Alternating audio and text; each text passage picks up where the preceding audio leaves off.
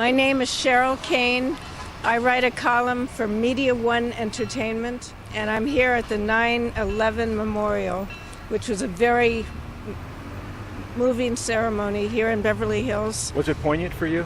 Very poignant. I had tears. What was poignant about it? What did they do? Just commemorating the fallen first responders and all the thousands of people who lost their lives at this vicious terrorist attack. And I remember I lived in Beverly Hills most of my life, and I remember the day I came to work on 9/11 in Beverly Hills. I was president of a private foundation dedicated to tolerance, and I came to work, and there were American flags all along Wilshire Boulevard, and it was incredible. It was like, everyone's heart just got wrenched out of their body with the loss of lives and the viciousness of the attack and the creativity of this monster, radical terrorist Islam. And we can't be afraid to say it, and we have to realize that it's still out there, it's still prevalent. I was here last year, and... Were there speeches given? Yes. The fire department, the first responders, and it's very moving. It's always very moving because those people who were there are still dying from the toxic effects of what was in that building. I mean, you burn plastic, you get cyanide gas, you get asbestos, you literally breathe the dust of dead bodies, and it's in your lungs. But Congress, for a long time, Congress did not approve the funds that they needed for the medical needs of these first responders, right? Congress drags their feet on a lot of things. It's sad. It's very sad. And now they have money for medical help, which they desperately need, and that's crucial. Back a second. You've been to these ceremonies in the past. What do they talk about in the speeches? They talk about the fallen first responders. They talk about the policemen.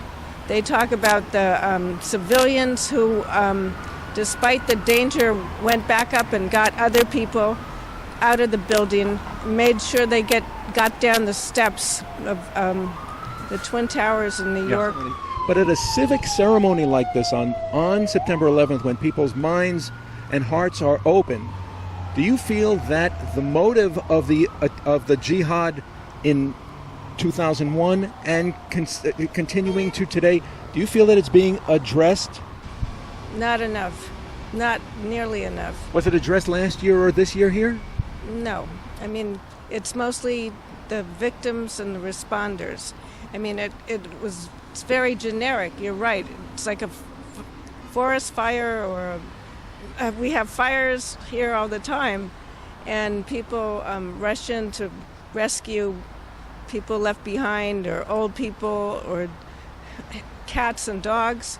But the motive of radical Islam is to kill as many infidels as possible. Non-Muslims, Jews, Christians, atheists, Christians. They what? They hate Christians with a passion. Was that one of the motives that they had in attacking the United States of America? Absolutely. They want a caliphate. They want a worldwide caliphate. Meaning what is a caliphate? It means complete domination. Nobody else is allowed to practice any religion.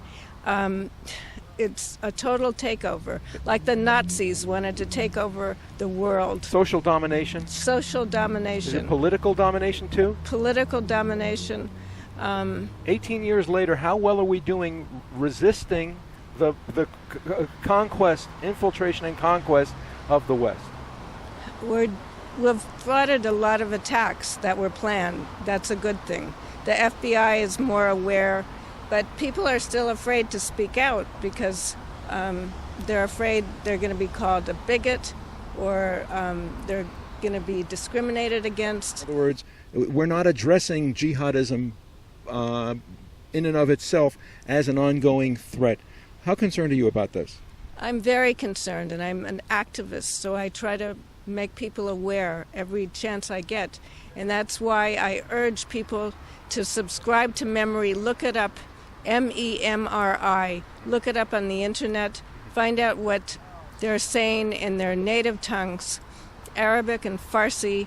And Yigal Karmon is self-taught in 8 languages. He recently learned Urdu to keep up with That's them. from Pakistan? Afghanistan. Oh, Afghanistan. Is the idea that if they're saying it on Memory in their own words, if it's on television in the Muslim world, if they're preaching jihad even in the Palestinian areas, even in mosques throughout the West and North America, if they're preaching it, then it's a reality, and then the onus then becomes upon us, on liberal societies, to be forced to reckon with it and deal with it, which people don't seem to want to do they? No. And Memory TV recently exposed the Philadelphia mosque that had little children, 4- and 5-year-old kids and into their teens, swearing allegiance to Allah and offering to behead the infidel and celebrate